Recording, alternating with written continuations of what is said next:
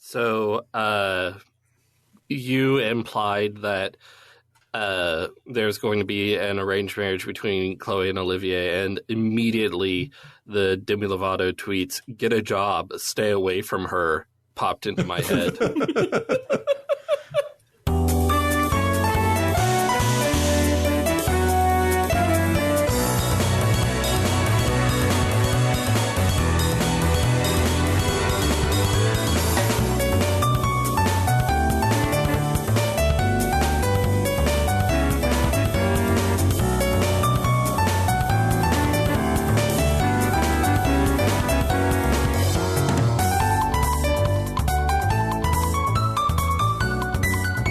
Welcome to Bookclub no Kiseki. I am Sam Allman. I'm David Bernard Houck.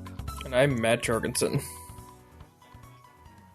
And the segment of Falcom's Kiseki series we'll be playing today is the finale of The Legend of Heroes, Trails in the Sky, Turmoil in the Hidden City.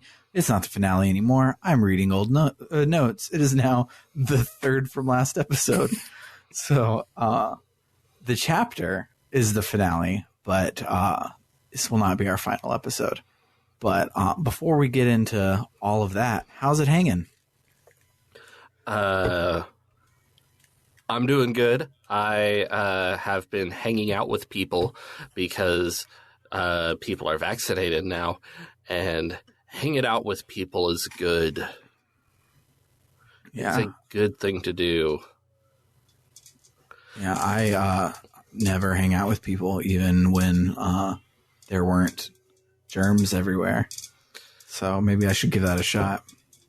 Well, I mean, you have a family you live with, at least.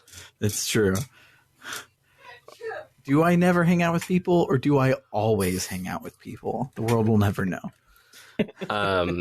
And I've been playing Resident Evil Village, and I played through it the first time, and I was like, this beginning is really shaky, but it's good. And then I did a second playthrough, skipping all the cutscenes and just using New Game Plus, and it's way easier and basically just a straightforward action game, and really enjoying doing that.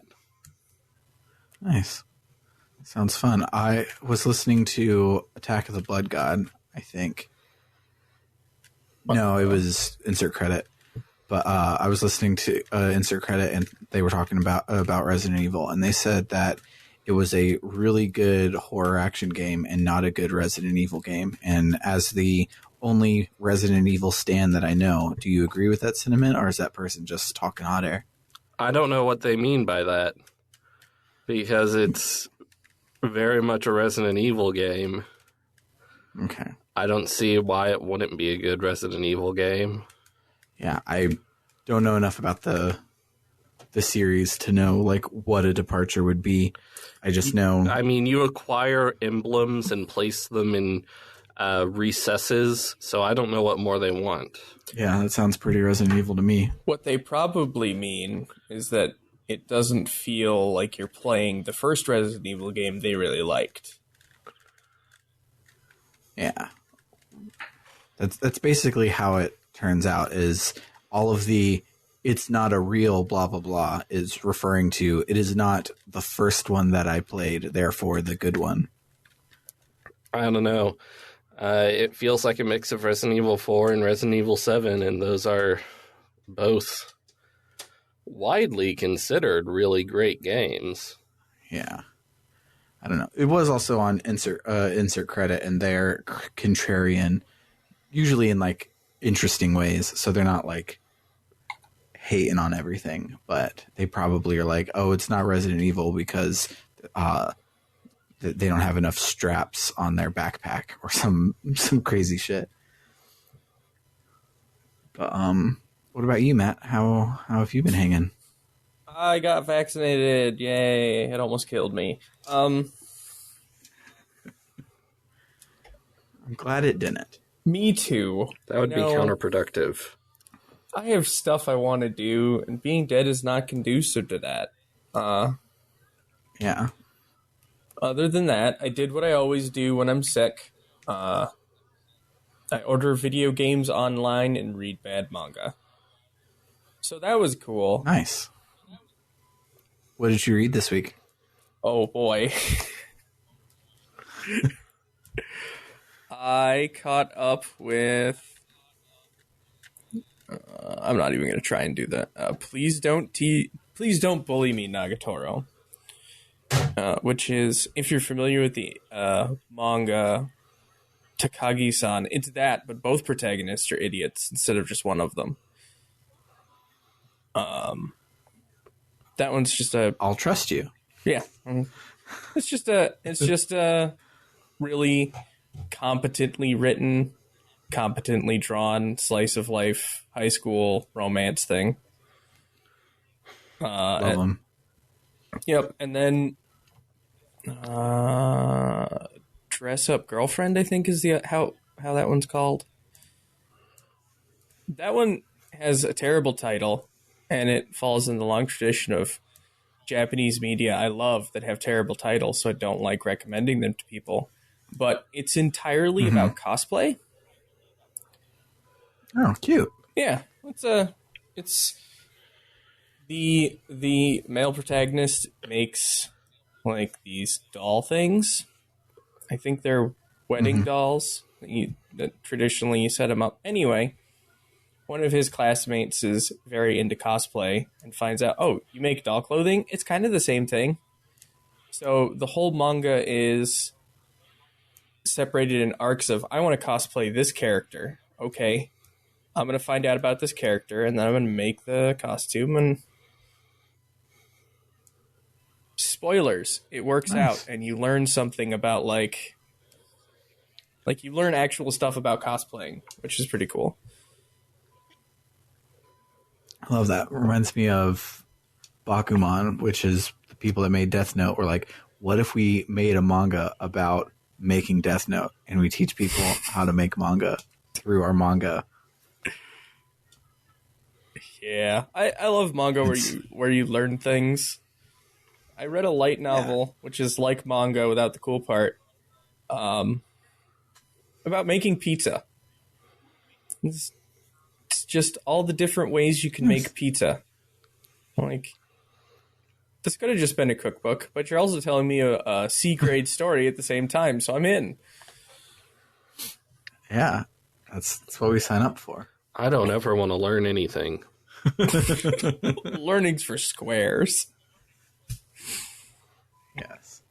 I played Resident Evil Village this week, and let me tell you, I did not learn a damn thing from that. All I learned this week is things I will never put into practice, because I am neither a very tall man nor a very short woman. So none of the cosplay tricks I learned will help. Nice. I worked and did that a lot, and it was not a very good week for me, but it wasn't like a bad week. It just was like everything is stressful week. But yeah, what is not stressful, except it is the plot of this game. So let's listen to some music, probably the Grand Arena music, and then we'll talk about the plot for this week.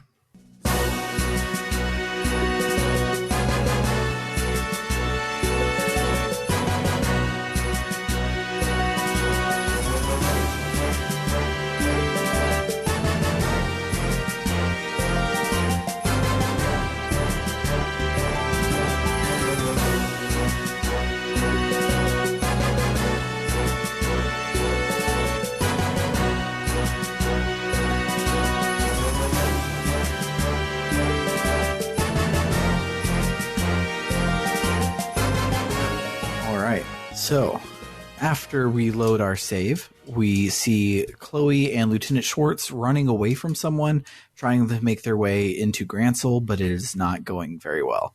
Schwartz tells Chloe to run to the Bracer Guild as fast as she can.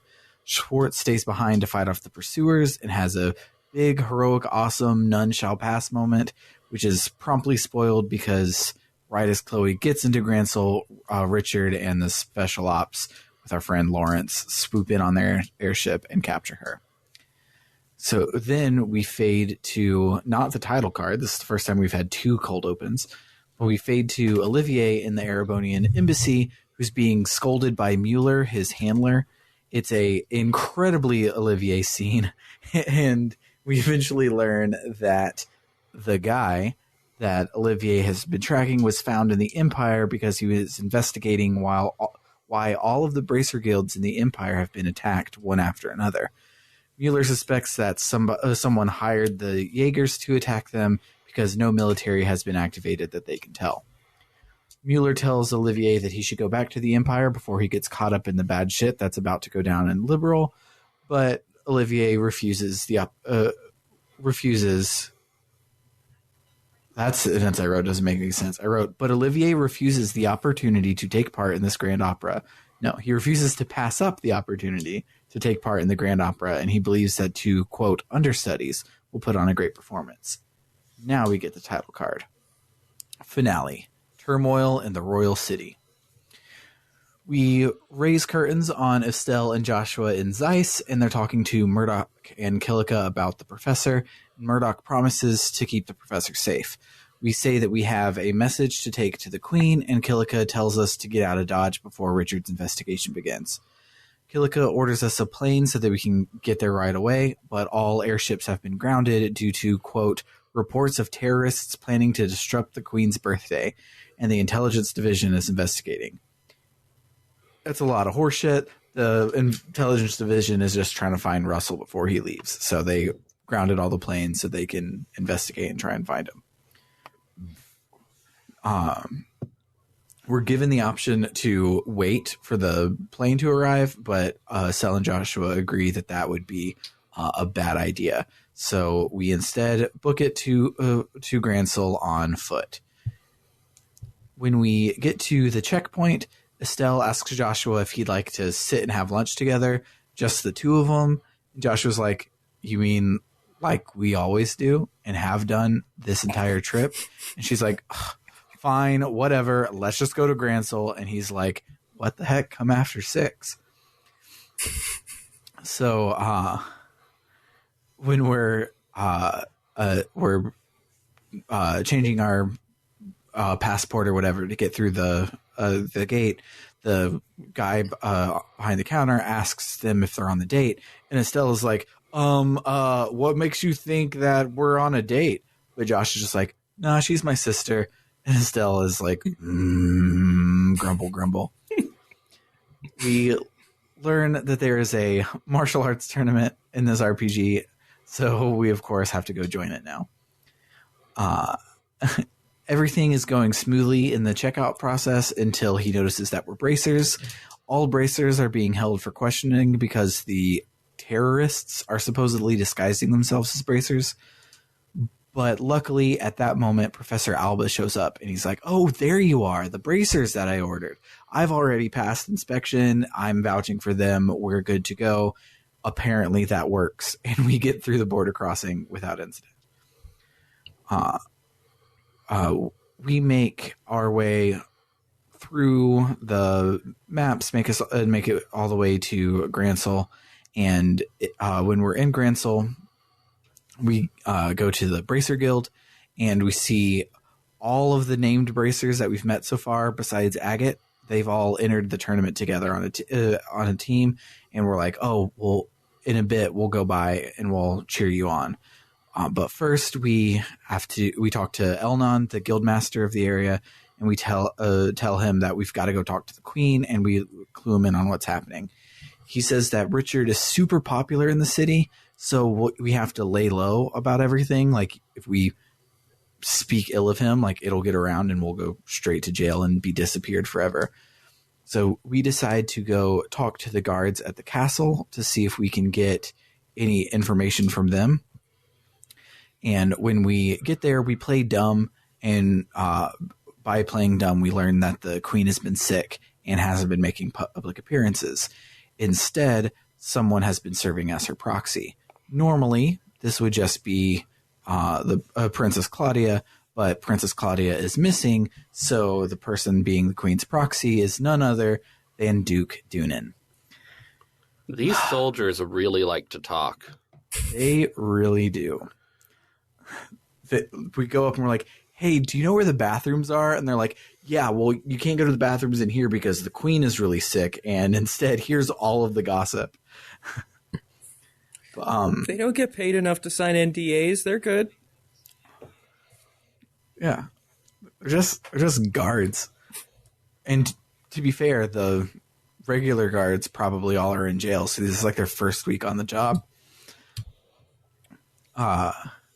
So Estelle and Joshua mentioned that Duke Dunan is a dumbass, and they're like, yeah, but it's fine because his assistant is handling all of the government affairs. You might have heard of him. His name is Richard. And we're like, well, fucking of course. So from there, we head over to the tournament arena to watch our team do the thing. And despite everyone hinting that it was a 1v1 tournament like usual, everyone's on a team. So we watch Karna's team kick total ass. And then the next fight is some generic NPCs versus Zen. And I realized that he's Zen in my version and Zane in your version. Because he was Zen in Japanese, and I guess the person that ported it to the Vita liked that better. But Zane, our big, lovable bear guy, he is a badass, and he takes on all of the other team by himself like it's nothing. The battles play out in as if they were a battle in the game, and it's like 3 turns when Zane has completely destroyed the other team. It's great. After the fighting concludes, Dunan stands up to the mic and he gives a speech that was obviously prepared for him because he's like speaking properly and not like a whiny bitch. But then at the end, he goes off book and promises a royal dinner party to the team who wins. He says the queen won't be there, but everybody else will. So it'll still be a big, spectacular time for the winners. And we're like, aha, obviously Karna is going to win, so we can give her the letter and she can deliver it for us. So we go to ask her to do that, and she and her team are celebrating their win. They mention that Zane came to Liberal just for the fight, but then at the last seconds, the rules were changed to teams, and since he came by himself, he had no one to join with, so he just decided to fight by himself. So Estelle and Joshua get the idea that if they join Zane's team, they'll have the opportunity to win. So you'll have 2 bracer teams in there that might be able to win, that can deliver the message. And so they decide to not tell Karna about the letter and all of the stuff that they have to do until the end of the tournament, so they can see who the winner is, so they can keep the information more secure. From there, we head to our hotel in town, and we run into Olivier.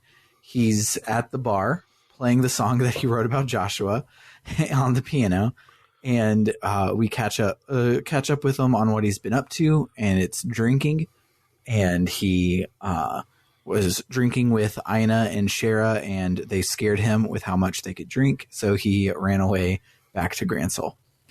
He says that he saw Zane at the Calvard embassy, so we head that way to find them, and he invites himself along, as always. Zane is not at the embassy. He's gone out to meditate on the herb scenic route, so we head out that way to find him. So I have the words, he tells us that the royal villa is on that road, but I have no idea what that is. I think it's just the guy at the embassy. Like 30 people tell us about how there's the villa on the road and we're not supposed to go near it. Yeah. There was also people when we were walking over with Alba had told us, like, it's been constant that we need to avoid the royal villa. I wonder if we'll end up going there. Probably not. It seems important. So we head out to the Herb Scenic Route, which is a gorgeous path where it's like a paved road that cuts through the forest. I really like the area. And while we're exploring, we hear a nun screaming for help. She's being attacked by monsters, so we hop in and take them out. More monsters show up while we're asking if she's okay, but then Zane shows up and he kicks monster ass with us. Helping people not die is apparently against the law because the men in black armor show up and say that we must be the terrorists. We explain that we're just racers coming to the aid of the nun, and they recognize Zane from the tournament, so they let us go, but tell us, again, don't go towards the villa. Back in town, we explain that we want to join Zane's team, and he's totally down with us. Us plus Zane make 3, and plus Olivier make 4, so we're totally prepared to fight. Because Olivier is joining too, because that's what he does. That's what he does. I'm helping. We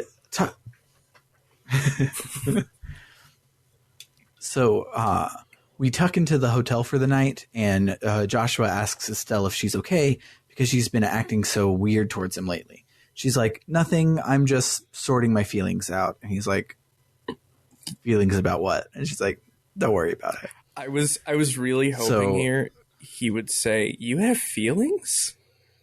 Just walk away. Anyway. Anyway, so the next day at the tournament, we win our fight, and we find out that the Capuas have also joined the tournament, and they're like always under watch of some guards. We also see that the men in black are fighting in the tournament as well. After the match, the Ravens give us a key to go fight in the sewers to train, and I don't use it. Oh, wow. I used it, and I'm not doing any bonus stuff this time. Yeah, there's nothing really important there, but I'm on easy, so I didn't need to go and grind or anything. Oh, so I'm a real gamer playing on normal, so... Yeah, I probably wouldn't have had such a hard time with Karna's fight if I had been doing either of the sewer times, because you get like 3 total this chapter. But no, I didn't. So we head back to the guild and we tell Elnan what we learned about the Spec Ops and Capua teams, and Joshua tells Elnan what he knows about Lawrence. He asks Elnan what Elnan knows about Lawrence, but Elnan doesn't know anything. So Estelle is like, Joshua, like, you seem caught up with that guy in red. Like, what's up with that? Do you know anything? And he's like, no reason, nothing. ... mysterious boy. I like how their whole thing is that they're so close to each other, but they never tell each other literally anything. Literally anything at all. What, isn't that how families work? Yes. Yeah. Okay, good. I'm just making sure it's not mine.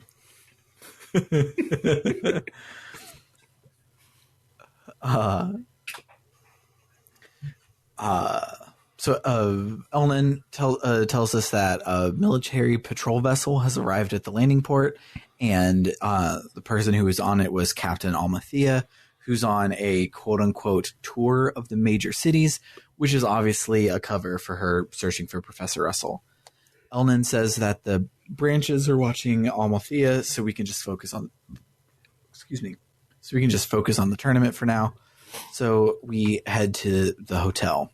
When we're there, we run into Niall, and he is conducting interviews on the tourney contestants. He saw that we were in it, and he knew that we're always in the know about something, and so he's trying to get the scoop. He tells us that nobody's been able to confirm that the queen is actually sick, and he's trying to get some clear info that hasn't been cleaned up by the army because they've been covering everything up. So Estelle and Joshua, they decide to tell Niall what's up so that he can figure out some information. They can figure out some information. So they tell him what's been going on with Richard. Niall he says that he can't even write anything about it right now because the army censors already have, like, the last issue they rewrote like all of the articles like right before the final printing stage. So he like turned in his thing. The next morning he looks at the paper and it's not what he wrote at all. It's all propaganda bullshit. So he's like, I can't really do anything as a reporter, but I'll help you guys out. I'll see what I can dig up, see what my sources might know what's going on. So Joshua asks him to make a background check on Richard, Amalthea, and Lawrence. After that, we head back to the hotel room and we go to bed early. The next morning, we are free to train in the sewers if we want to, but I don't do it. And instead, I head to the arena where we run into Dorothy. She says that Niall has a message for us, and he wants us to come by the editorial department this evening, and it sounds serious. So we promise to go after the matches and head into our green room at the arena. In the green room, we're the other team that's shares the green room with us is the Capwas, and they say that they're there on the because Duke Doonan asked them to. He specifically called for them to participate and says that the better that they do, the lighter their sentence will get. But they say that that's not the only reason that they're there to fight, because they also want revenge on the special ops soldiers, because when they were working with special ops soldiers back in whatever chapter that was, the prologue in chapter 1, they got screwed over and double crossed, and they ended up in jail, even though the spec ops soldiers were kind of doing everything. And so we then, because we're not fighting them and we're not fighting the spec ops, the line characters, we are facing Karna's team, and it was real hard. How was it for you guys? Wasn't too bad for me. I mean, it wasn't easy, but this was not the fight that scared me. The fight that scared me is coming up. I don't remember it. No, go ahead. Oh, no, you go ahead. I was just going to say, No, I'll go ahead. No, you! I don't remember. I remember thinking this fight was going to be hard, and then like it felt like it was going to be a harder fight than it was. Kind of this way for the whole tournament, but for reasons that will make sense in a later game. But for me, it was like every time I started doing a little bit good, Karna would like revive everyone, and then I would have to go back and fight everyone again, or she would fucking Annalace's badass spoiler, she's your first party member in the second game, and I love her, but she has some magic Fist of the North Star ass special move that would like one hit kill anyone but Zane, and it was real hard for me. I probably should go and do the sewer dungeon.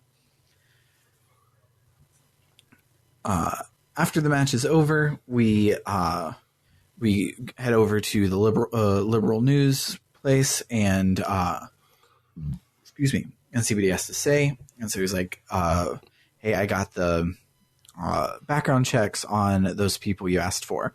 He doesn't really say anything about Richard or Amalthea that's important.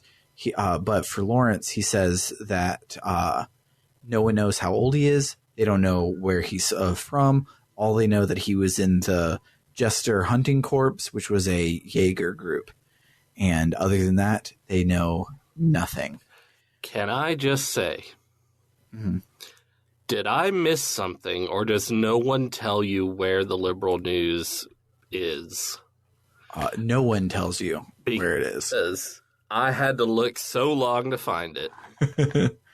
I think it's like on the way to one of the places where you had to go and like find Olivier earlier, and so they are expecting you to have like bumped into it or something. But yeah, no one tells you. They just say, "Hey, go find him."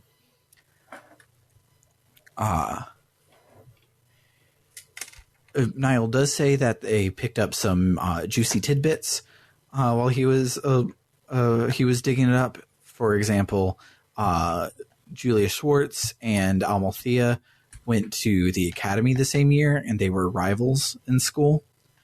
And he also says that Princess Claudia has been someone's been trying to set up an arranged marriage for her, and the person who's been setting up the marriage is Colonel Richard himself, which is a weird thing for someone not related to the royal family to be doing. And Niall then tells us that he wants us to get some information for him while we're at the dinner party so that he can write his expose on the queen not actually being sick. So we head on over to the guild, and we explain to Elnan everything that Niall found out. And Elnan is like, well, I think I've heard of the Jester Division before. I'll look it up and let you know what I figure out. And he says that regarding the hunt for Princess Claudia's future husband, the Erebonian crown prince will arrive in Gransel during the queen's birthday celebration. And Estelle says, I wonder what he's like. The only Imperial I've ever met is Olivier. And so Elnan is like, it's weird that they're pushing marriage so much because the princess just celebrated her 16th birthday. And Estelle and Joshua are like, we're just 16. I can't imagine there would be some girl our age from Gransel that his name starts with a KL that would be being forced to be married right now.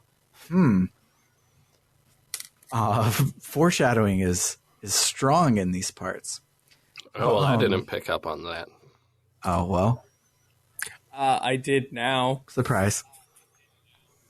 I remember at the time being like, well, why'd they spell Claudia like that? It's almost as weird as they spelled Chloe early. Oh, okay.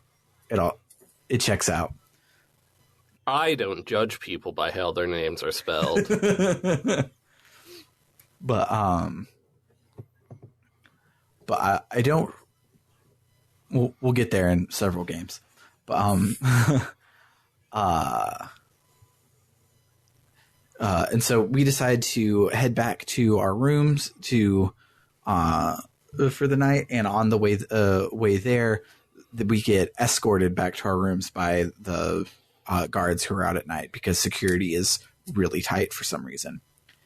So when we get back to the hotel, Joshua stops Estelle before we go into the room, and he's like, I think we have a trespasser and there might be explosives set, so we have to be super careful when we go into the room. So he like squeaks the door open, looks in, and the window is open, but there's just a letter left on the floor. And the letter says, tonight at the stroke of 10, come to the cathedral. Please tell no one of this. And then Joshua like gets real mean to Estelle. Like, she's like, okay, like, let's go. And he's like, no, I'll go by myself. You're just going to get in the way, et cetera, et cetera. And she's like, I'm a bracer too. I can handle myself. I won't slow you down. And she's like, I can tell you're just worried about me. And he's like, yeah, I totally am. And she's like, and it sounds like you're hiding something. And he's like, I'm not not hiding anything, but if you want to come with me, I won't try to stop you. And so then you have a stealth section. That sucks. Remember how that last stealth section was really easy? This one isn't. Remember how I thought that not. last stealth section was really hard? Was this one worse? Oh, yeah. Oh, yeah. I was thinking of something clever to say, but I was just blinded by rage for a minute. Oh, no. I ended up just watching somebody play it and then following exactly what they did. I'm just really glad that you can save anywhere in this game. So, like, every time I made it past a guard, I would save. Yeah. That's smart. And multiple times I ran into guards. It's important. But multiple times I ran straight into a guard because the camera was situated in a way where they were behind a building. And I'm just not good at cameras in games like this or Xenogears or something where it's just like a sprite-based game with 3D environments and you just rotate on a single axis. For some reason, that messes with me. Yeah. The camera is not the best in this game. But, so we finally make it over to the cathedral, and Josh was like, okay, we're going to go in, but I want you to promise me something. If anything goes wrong, anything at all, you do exactly what I tell you. One wrong move could be fatal. And Estelle's like, what the fuck? And so they go inside, and Josh was like, never mind. Sorry, I totally misunderstood what's going on. And he obviously was expecting somebody to be there, but who is actually there is Julia Schwartz. She was the nun from earlier in disguise, and she's been in hiding ever since. And so she says that the Septian Church was one helping her stay hidden, and she's been she basically needs our help to take down Richard or whatever. And we say that we're fighting in the competition so that we can meet the queen, so we can tell her what's going on. And Julia says, when you speak to Her Majesty, heed her counsel, as in she knows what's up. Talk to her. And so she gives us a letter to give to the head maid of the castle to so that they'll know Julia sent her, and that can get us in to talk to the queen. She, of course, also knows Cassius, because every person in this entire fucking country knows Cassius. And she tells us that Cassius must have given up the sword when he decided to become a bracer. Like, she talks about how great of a swordsman he is, and Estelle's like, but he fights with a bow staff. And Julia's like, he must have given up the sword because he doesn't want to kill his enemies. He wants to he fights to just improve himself and to help those that are weaker than him. Yeah, they're talking all about this, and I'm just imagining Joshua standing there holding his daggers. Yeah. Holding his assassin daggers. Yeah. It's like, yeah, that's nice. Yeah. On mine, his daggers have a chance to paralyze all time. So they're like poison-tipped daggers. And he's like, yeah, definitely don't fight with blades. Got it.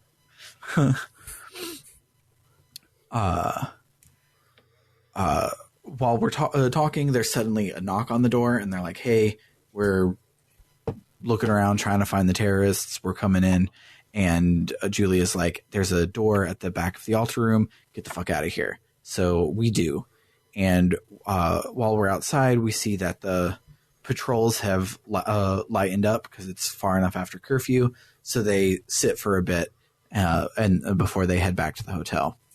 And Estelle's like, okay, so if you weren't expecting Julia, who the fuck were you expecting? Is it somebody you knew before? He's like, and she's like, wait, sorry, I know the rules. I don't talk about your past until you're ready. I'm sorry. And he's like, it's overwhelming to think about all the people around us. Each and everyone is living his or her own life, all under the same sky. And every person that you meet has a personality and a history and a story to tell. Every one of them is just like us, living day by day.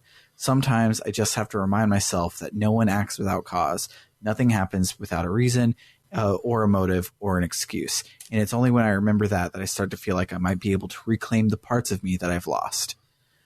And Estelle's like, what? And he's like, but I'm probably just fooling myself to think that I can change, but I know that I can't. But I promise, once everything is all said and done with, when we get Dad back safely, I'll tell you everything there is to know about my past. And Estella's like, cool. I also have something very big and important to tell you. So when you tell me your thing, I'll tell you my thing, and everything will go great. And it's a very cute scene. So the next day we make our way over to the arena or to the sewers if you're so inclined. But when you get to the arena, you're a little bit early, so you're really bored. So Zane and Olivier are like, we'll wait here for check-in. You guys just go hang out and walk around for a bit. And so you go for a walk around the stadium and you talk to all of your friends in the stands. And eventually you make it to the lobby where you meet Mayor Klaus from Roland from way back in the day. And so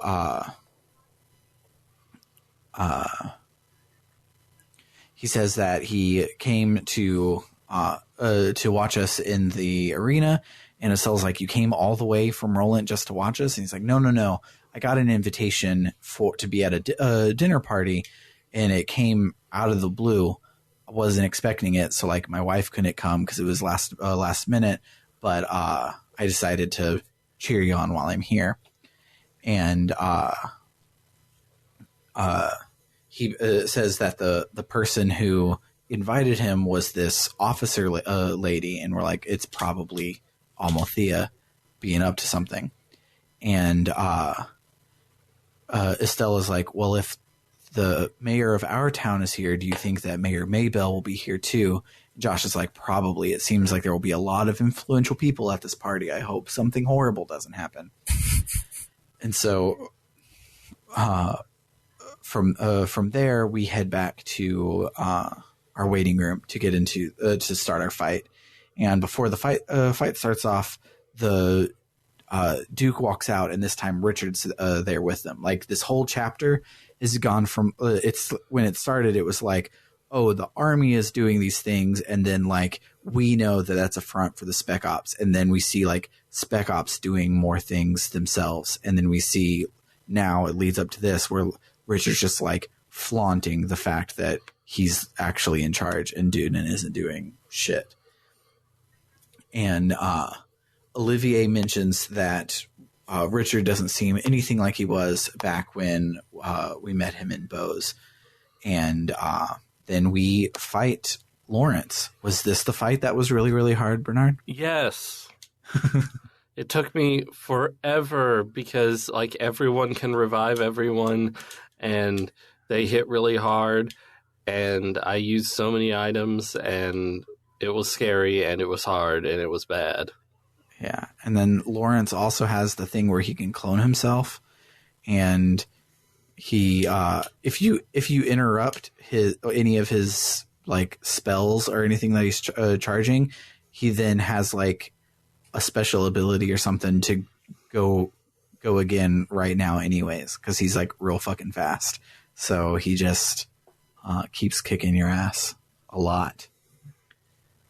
What about you, Matt? Did you struggle with this guy? Trying to remember the fight because it's a while ago now. Yep. Yeah. Yep. I remember that. Yep. That's another one. He's, That's another one where I found a nice person who made some YouTube videos, and they said it'll be okay. This is how you do this. Yeah. I wonder what it would be like to be back in the day, like in the late 90s or whatever, and a game comes out on the PlayStation and you play it that week and there aren't like game facts or anything else, and you just have this god-awfully hard game like all of the RPGs and shit were back then. I can't imagine. I've always played games with the game facts open, like since I was a child. So we didn't You have get good. we didn't have internet at my house until I was 17. So like God, you're a bumpkin. everything I played up till that point was just, well, maybe I won't get caught at the library if I use a wiki, but I probably will. So let's just keep bashing our head against this, and twice a year I can look at the guides at Barnes & Noble. Yeah. I miss like Prima guides, but mostly for RPGs, they were just like way too big because you're like, oh, we need to show you where every item in the goddamn game is. And so I started using game facts a lot more because A, I could Control F and find exactly what I needed, and B, it wasn't just like this huge tome to leaf through. I could just follow along easier there. I had the Star Oceans Till the End of Time guide, and I couldn't let it rest on my lap because my leg would fall asleep. Because it wasn't a big book, it was just dense and heavy. Yeah. So yeah, I had a guide for Shadow the Hedgehog. So I heard something. Speaking of Shadow the Hedgehog, I heard something this week. Did you know that game has like 360 endings? Yeah. What? What the fuck? It has extremely branching paths. I have so many questions. First of all, what is Shadow the Hedgehog, the game? What is it? It's a game starring Shadow the Hedgehog. He has guns. Yeah, it's the one where they gave a Sonic character guns. It's that one. Okay. Hold on. Yeah. I have to bring this up. Everybody gets to find out that I'm a very slow typer. Why does it have... How did they fit that many endings on... A PS2 disc, who knows? But I think the endings are slight variations. yeah, Oh, okay. but I want Also, I don't know that it's 360. let's see. But I know it's a lot. Yeah. Basically, if I recall correctly, every level pretty much you can you can complete it in a good, neutral, or evil fashion. And so yeah, things branch based on whether you do things goodly, neutrally, or evilly. Huh. I think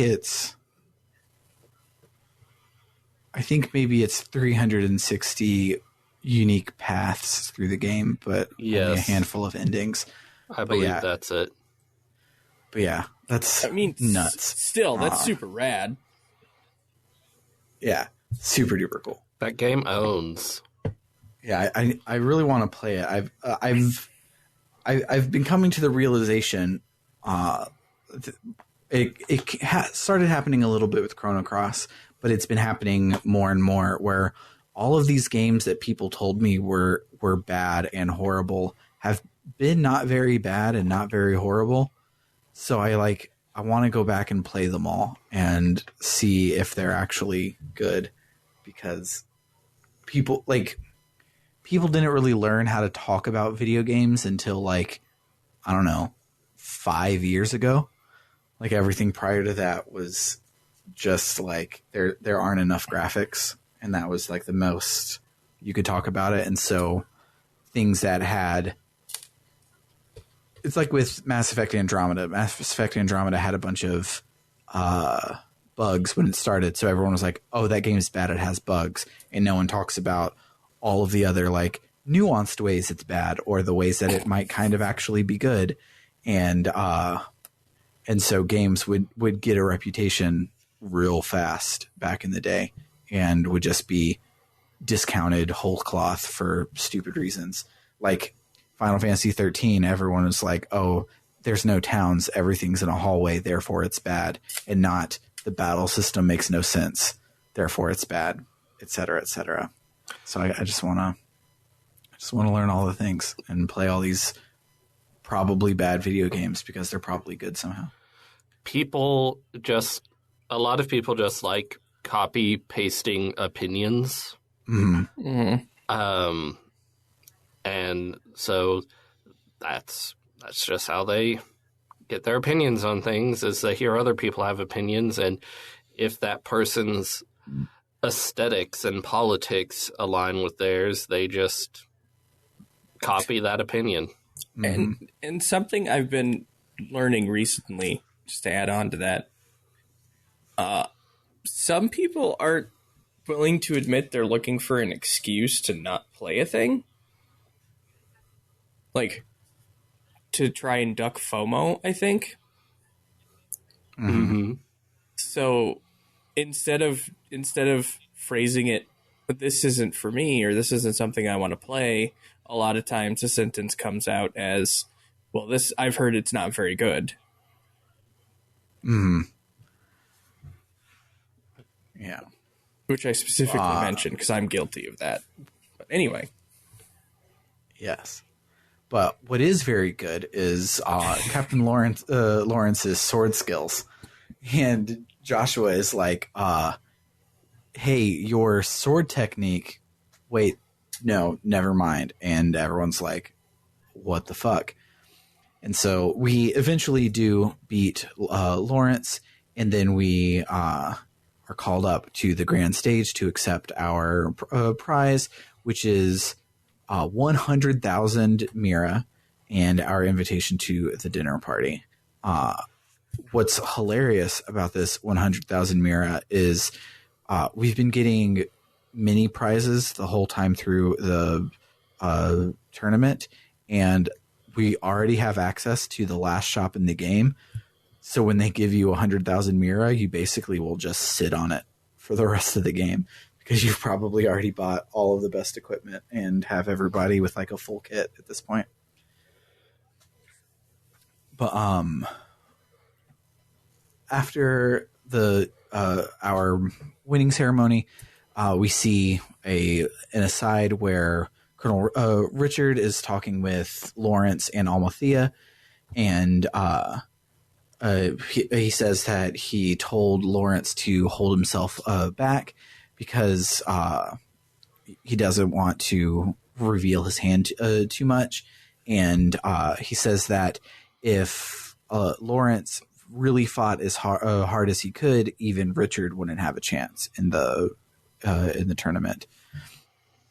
And I like how Richard is really powerful and really strong, because in things like this, how influential and politically powerful you are correlates to how strong you are in a fight. Mm-hmm. It has to be. He can't just be the intelligence division. He has to have been like Cassius's rival in the war and be real great at it, because he has to. You got to be a final boss somehow. But so they were talking about their plans and gloating, and Almathea is like, "Hey, so speaking of Cassius, his kids are here. Shouldn't we do something to stop them?" And Richard, because they don't know that we're onto him yet, he's like, "Nah, let them come right into the castle. I'm sure everything will be okay. They can't cause us any trouble. Everything is inevitable at this point. And it's not. So Lawrence says that the plan is 90% complete and that the final points will be laid out in the next few days. And then Colonel Richards says in a completely normal fashion that a new dawn fast approaches for this kingdom. And even if I must endure the stigma of treason, I shall pave the way for the glorious morrow. And then Evil laughs as the camera fades. I'm sure he's just misunderstood. So back at the arena, when we come out, Mueller is there, and he apologizes for all of the trouble that Olivier has caused us. And Olivier's like, no, it's cool. Like, I'm about to go to this kick-ass party. And Mueller's like, no, you won't. We're only barely not at war with these people, and you're a dumbass. And if you go in front of all of these people and people know that you're from Erebonia, it'll make us all look really, really bad. So it'll be a national incident if you go to this party. So you can't come. And so Mueller drags Olivier away. And so we then head to the castle ourselves. When we get there, the people recognize us from the martial arts tournament and welcome us into the castle. And inside of the castle, we hear a woman's voice welcoming everyone. And of course, it's Amalthea. And she instantly is like, Estelle and Joshua, like, what's up? It's been a while since Ice, right? Did you hear anything happening there? And Estelle keeps stumbling over her words. I wish it would come back to bite her in the ass how horrible she is at lying. But Joshua's like, no, we left everything to the full-fledged bracers. We just came here. We don't even know the follow-up report on what's happening. And she's like, oh, okay, well, with everything that the intelligence division can do, it's only a matter of time before we're arrested. Don't worry about it. And we're just like, cool. Don't look at us.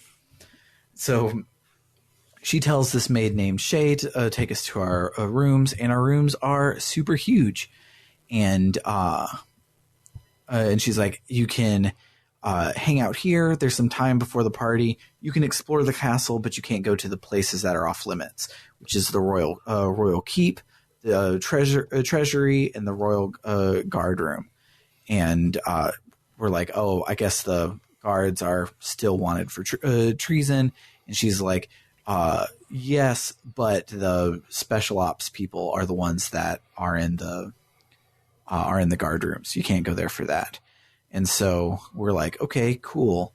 Hey, Zane, you wait here. We're going to go walk around the castle for a bit and be back in time for the party. And so we set off to go talk to the head maid, Hilda. We finally get control, which means we stop and we save for the night.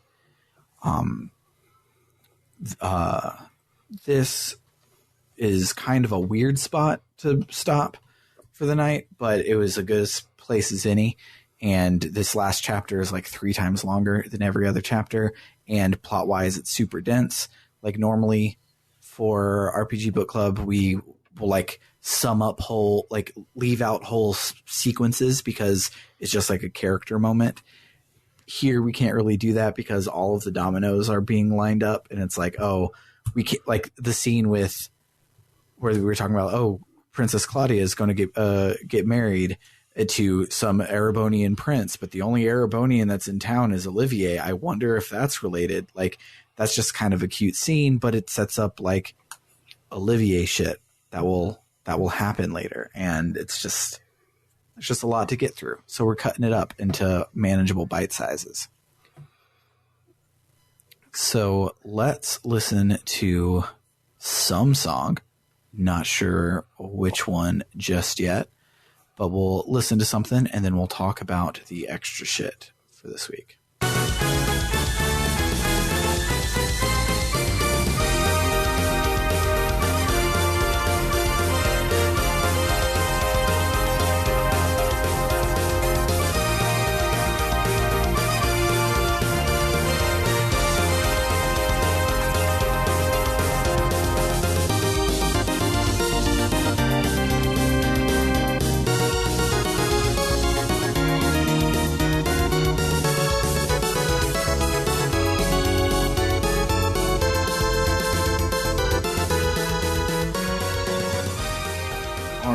So, I actually missed some shit from last week, which is great because this last chapter has way less extra shit than usual.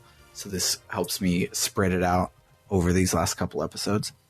But the biggest side quest of last week that I didn't even talk about at all was a goose chase quest from a mysterious phantom thief. Not the same one as the week before. It's just the same basic thing. This time, a whole bunch of books are missing from the library, so you have to go and find them. The first couple you just get from the people who had them checked out, but then the librarian asks you to get another book that she's not sure who's borrowed it, but there was a card found in the return area with a cryptic clue on it. The librarian says that this is the sort of thing that happens all the time around here, so she's not worried about it, but she needs us to go get the books back. So the first clue is a really bad poem that takes us to the hot springs at Elmo. The second clue is just 4 dots in a square with an X in the middle, which obviously, as we all remember, refers to that area of the Trap Plains that totally exists and draws attention to the fact that it has 4 stones in a square. We all remember that spot. And then the last clue is really, really bad. It somehow leads to Stankheim Gate. Like, I didn't get it. Like, it's obviously says 3rd floor, but I don't know why you would think it's not the 3rd floor of the factory. I don't get it. So let's just move on. And then when we get to the last book, it has a note in it. And apparently a quartz researcher made a super kick-ass quartz, but he didn't want to give it to anybody. So he left these hints so that it would have to be someone intelligent that could find it. But instead, he got Estelle. And because this is a Trails game and this side quest involved books, you can read all of these books while they're in your possession. The first one is a sciencey book about how orb mitts work. Not very. It's kind of cool, but nothing really like super interesting. The second one is a translation manual for cat speak that I alluded to last week. That's the one, and everything that Antoine the cat says is inside the book, so you can translate everything that Antoine says, which is hilarious. And the third book is a cookbook that hangs a lampshade on the fact that most of your cooking ingredients you rip from the guts of monsters that you fight, and it's really gross. Talking about like boiling monster carcasses and shit. And then there's a bird watching book about the herb woodpecker, which is cool because it's talking about the place from the upcoming chapter. They've done that a couple times with the book so far. But what's really cool about this woodpecker is that it has a really small beak that's not actually good for boring its own holes. So it just steals the holes from other woodpeckers. But then an invasive species of woodpecker came in, so there weren't a lot of holes left. So the herb woodpecker is now like an endangered species because it couldn't do anything for itself. It was just a culture vulture for other sorts of woodpeckers. And then there's a young adult book that you get called Hertz's Adventure. It's a silly little like joke thing about a genie and tricking a genie. But what's hilarious about it is when you're talking to the librarian's like, only the first part is in the library, and so the patrons keep asking about the sequel, but I don't have it, so I need you to go and get the sequel so that everybody can do it, which is hilarious because when this game got translated, it was then 4 years until the next game in the series got translated. So everyone constantly was asking Exceed about the sequel. And so they couldn't have known it was going to take that long when they translated it. So it's just serendipity that it took us some 9 years after the game came out to actually get to it. And inside the game, they complain about that exact phenomenon. But the last book is a poem about a farmer who planted a bunch of cypress trees, which all have trouble growing. So he does more and more to get them growing, and then finally he had one huge cypress tree grow. And the last line of the poem says, "The good farmer Sheprot, in order to confect a single grand cypress, planted 32 cypress trees, and with his loving goodness for them all, brought 31 cypress trees to the depths of ruination." It's a really good poem. I highly recommend you look it up on the wiki. I really like it. But for this week, there are no side quests. You can go and explore in the sewers, but there are no quests in there besides just monster exterminations, which is no big deal. The city is huge, though, and so you can visit a couple cool places with cool shit. You can visit the Fisherman's Guild, which I think is hilarious because there's been like branches of the Fisherman's Guild in all of the towns so far, and there is no fishing sequence. There's like scripted visual novel style fishing mini games, but no like actual fishing in this game. So the fact that there's guilds everywhere is just for fun, and it's cute. You can also explore around the Liberal News headquarters to see where Niall and Dorothy work if you want. And then there's the History Museum that has a lot of stuff inside. Most of it is just your bog standard. This is an old pillar with an old ass carving in it, but there are a couple like deep lore tidbits that I feel might come up later.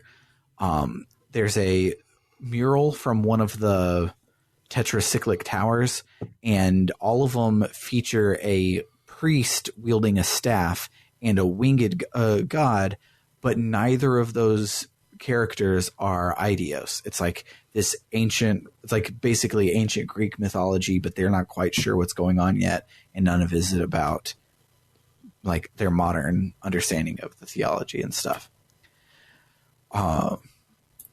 We learn about the ancient civilization of Zemuria, which had its peak 1,200 years ago, which then disappeared in the Great Collapse. And we learn that the church was founded in the year 500, but the first depiction of Eidos was in the year 900. So what the fuck was the church about for 400 years? I have no idea. It was a knitting club. Wonder if that'll come up. But because it was talking about church stuff and this is a JRPG, I don't trust them. So they probably were up to no good for 400 years, but we'll see. This time around for books, we get we can get a copy of the Liberal News that was written by the Intelligence Division, and the whole thing is hella propaganda, and it's cool to like when you get it before you learn that it is propaganda, but when you read it, everything is like the royal guards are horrible and they've done everything that's gone wrong in the past forever and you can't trust them. And here's an expose on how Julia Schwartz is the worst person in the world and all this other stuff. And it doesn't feel like Niall wrote it at all. And then you get to his part later and you realize, oh, he actually didn't write it, which is a cool little touch. For Carnelia, we actually can finish the whole book this week, but because there's like 6 entries and there's no side quests or optional content at all next week, I'll talk about Carnelia for next week's. So let us listen to yet another track of which I have not prepared, and then we will talk about our memorable moments.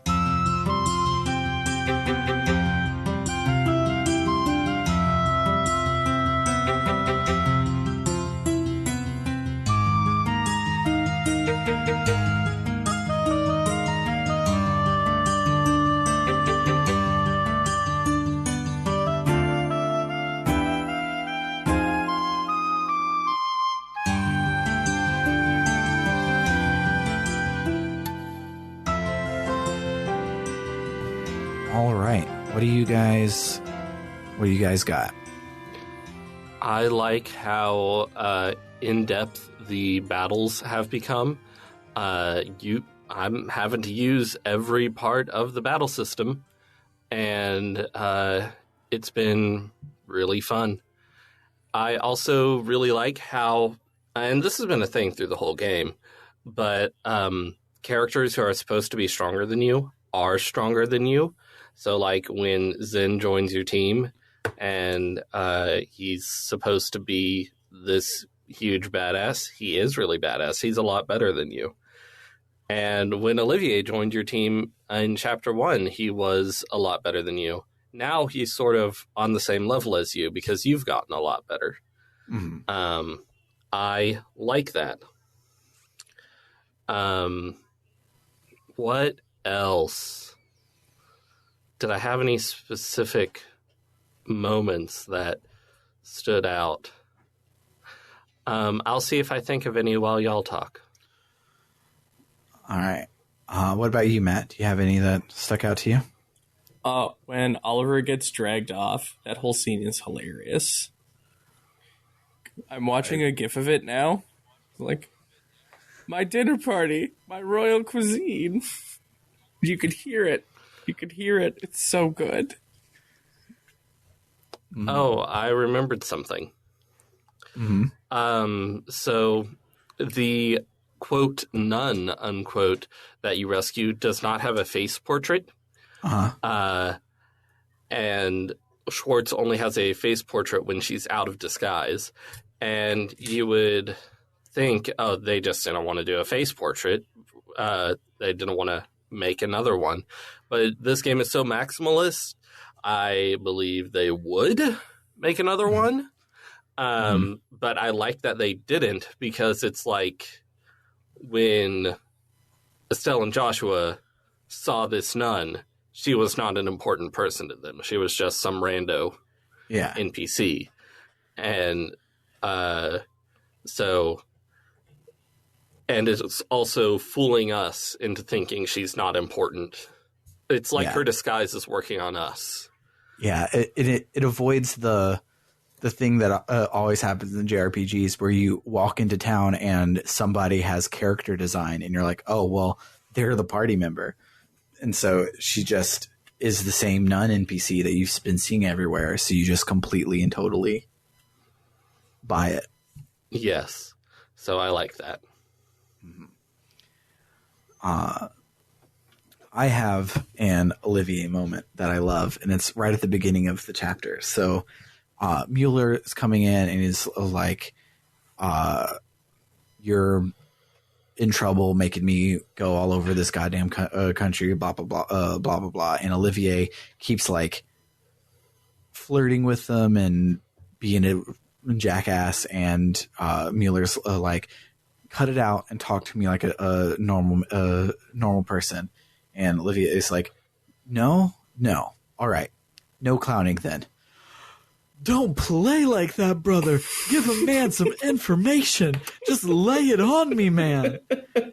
And on the Evolution version, it's voice acted, and the voice acting is so over the top and great. And I love Olivier so much.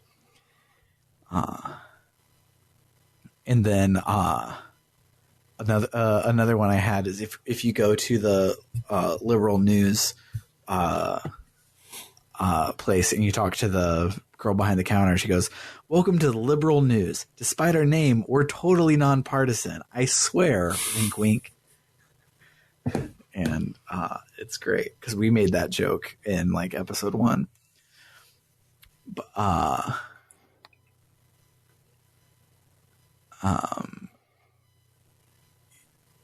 Yeah, I don't remember the context for the other screenshots that I put in there, so won't say them there. But that's all I got. Anyone else have anything else they want to talk about before we wrap it up? I want to echo Bernard's statement about the mechanics. That the gameplay on its face, especially for, I don't know, even like the first half of the game is kind of button win. Mm-hmm. And when it circles back around to actually making you engage with it, it really starts to click how good the combat system really is. Yeah, I like this week with the fights, I was doing a whole lot of like Olivier would just be like holding on to his craft points so that he could interrupt spells because the spells would kick my ass if I didn't. And then Zane was doing a whole lot of like his taunt and everything. His taunt kind of sucks because it makes them have higher attack and lower defense, which is like fine, but these people are really, really strong, and so giving them that higher attack sucks because they then were hitting really, really hard. But I was still like drawing people with him and picking people off with Olivier so that Joshua could use Flicker and Estelle could cast magic and et cetera, et cetera. It was really dope. But yeah, that will do it for this episode. This series could not happen without the support of our Ko-Fi backers, so thanks to everyone who's been supporting us. If you're listening to this in the after times when it comes on the main thing, you can come and join us over at www.rpgbook.club, where you can access these episodes a month before everyone else does. Next week, we will be playing up until we enter the final dungeon. You'll know it when you see it. It's like an RPG dungeon, and we haven't had a lot of those in this game. So the moment you can control your character and you are inside of said dungeon, we will be saving. And then the week after that, we will finish this game. But for Book Club No Kiseki, I have been Sam Allman. I'm David Bernard Houck. Matt Jorgensen. Adios, amigos.